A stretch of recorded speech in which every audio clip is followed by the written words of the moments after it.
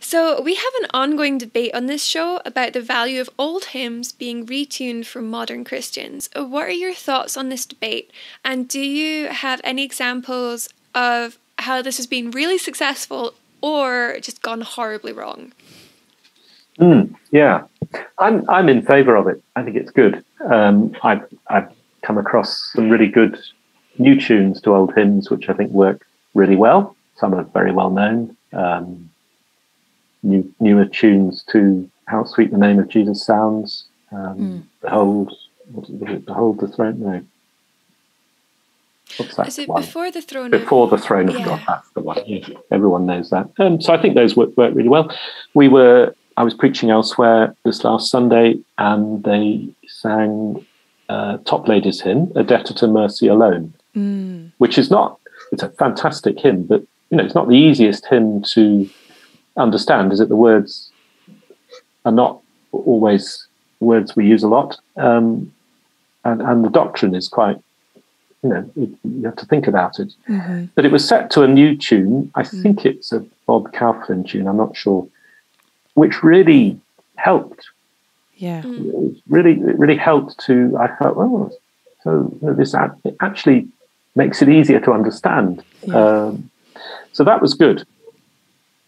There are others I'm not so keen on. No naming and shaming, then. Well, I really don't like it when is it called a bridge when you stick something in between the verses? Yeah.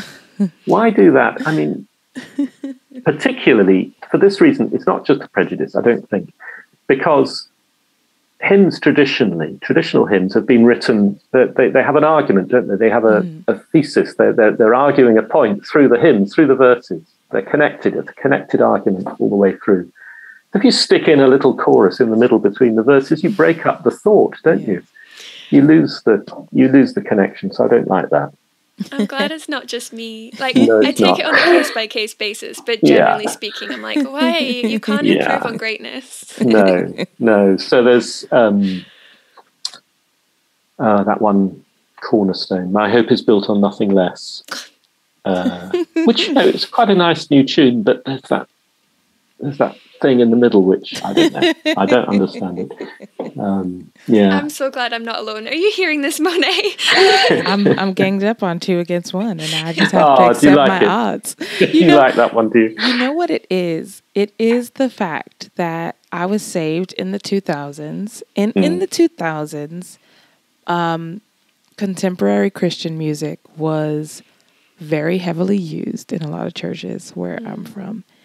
And I always have to say this as a disclaimer. It's no shade to my old church because they are very robust when it comes to doctrine and even their hymn selections.